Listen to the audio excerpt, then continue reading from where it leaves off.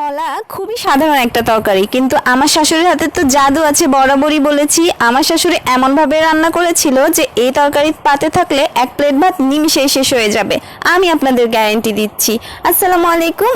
কাছে এবং দূরে, দেশ এবং দেশের বাইরে সকলকে জানাই শিমুর রান্নাঘর থেকে স্বাগতম। আজকে নিয়ে এসেছি কলা, আলু এবং মাছের একটা অসাধারণ ঝোলের তরকারি, যেটা থাকলে পাতে আপনার ভাত যে কখন শেষ হয়ে যাবে আপনি নিজেই বুঝবেন না। আমি শুধু বলার জন্য বলছি না, তরকারিটা এত বেশি টেস্টি লাগে যে আপনি নিজেই আমাকে কমেন্ট করে ধন্যবাদ দিতে বাধ্য হবেন যদি এই নিয়মে রান্না করেন।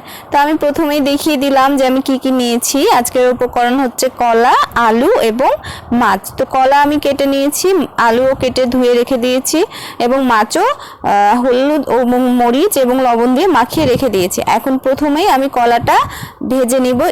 একটা পাত্রে সামান্য তেল দিয়ে, তেল গরম হলে কলাটা দিয়ে দিলাম। তারপরে এখানে আমি হলুদের গুঁড়ো, মরিচের গুঁড়ো এবং লবণ দিয়ে কলাটা ভালোভাবে ভেজে নিলাম। একইভাবে আমি আলুটাও ভেজে নিয়েছি। আমি আলু ভাজাটা আর দেখাইনি ভিডিওটা ছোট করার জন্য। একইভাবে আমি মাছটাও ভেজে নিয়েছি। এখন আমরা মূল রান্নায় চলে যাব। প্রথমে একটা পাত্রে আমি তেল দিয়ে নিয়েছি। তেলটা গরম হলে এখন আমি নিয়ে নিলাম পেঁয়াজ কুচি। পেঁয়াজ কুচিটা একটু ভাজা ভাজা হয়ে গেলে এখানে আমি পানি অ্যাড করছি। তারপরে আবারও একটু নাড়াচাড়া করে এখন আমি মশলা দিয়ে নিব। এখানে আমি দিয়ে নিলাম হলুদের গুঁড়ো 2 চা চামচ, মরিচের গুঁড়া 2 চা চামচ, আর হচ্ছে আদা রসুন বাটা এবং দিয়ে নিলাম ধনিয়া গুঁড়া। এরপরে দিয়ে নিচ্ছি লবণ পরিমাণ মতো। আপনারা আপনাদের পরিমাণ অনুযায়ী বাড়িয়ে বা কমিয়ে নেবেন। এখন মশলাগুলো ভালোভাবে কষিয়ে নিব। যতক্ষণ না তেল বের হবে মশলা থেকে ততক্ষণ ভালোভাবে পানি দিয়ে ভালোভাবে কষিয়ে নিব। মশলা কষানো হয়ে গেলে আমরা এখন এখানে আমাদের ভেজে রাখা কলা এবং আলু অ্যাড করে দিব। এখানে দুইটাই একসাথে দিয়ে দিব, কলা এবং আলু। এখন 5 মিনিটের জন্য কলা এবং আলুটা ভালোভাবে নাড়াচাড়া করে মশলার সাথে মাখিয়ে 5 মিনিটের জন্য চুলোয় রেখে দিব ঢাকনা দিয়ে।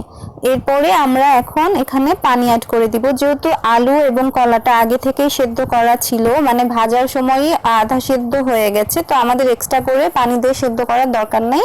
আমরা একটু কষানোর পরে 5 মিনিট কষানোর পরেই আমরা এখন ঝোল দিয়ে দিচ্ছি সরাসরি। আর ঝোলের সাথে আমরা মাছটাও এখনই অ্যাড করে দিব। মাছটাও তো ভাজা মাছ, তো আমরা এখনই অ্যাড করে দিচ্ছি। এখন আপনারা পানিটা বাড়িয়ে বা কমিয়ে নিতে পারেন। আমরা প্রথমে অল্প পানি দিয়েছিলাম, এরপরে মনে হলো যে আরেকটু পানি দরকার, তো আমরা আবারও আরেকটু পানি দিয়ে ভালোভাবে নেড়ে চেড়ে এখন 10 মিনিটের জন্য এটা চুলোয় রেখে দেব ঢাকনা দিয়ে। তাহলে 10 মিনিট পরেই আমাদের রান্না হয়ে যাবে। আর এভাবে ভেজে ভেজে রান্না করার জন্যেই মাছ এবং কলা এবং আলুটা একই রকমের টেস্টি লাগে। কোনটা যে কলা কোনটা যে মাছ বোঝাই যাবে না। আর ঝোলটার কথা কি বলবো, তরকারিটা এত বেশি মজা হয়েছিল। তো অবশ্যই বাসায় ট্রাই করবেন। আমাদের ভিডিও ভালো লাগলে লাইক কমেন্ট করে পাশে থাকবেন। আল্লাহ হাফিজ।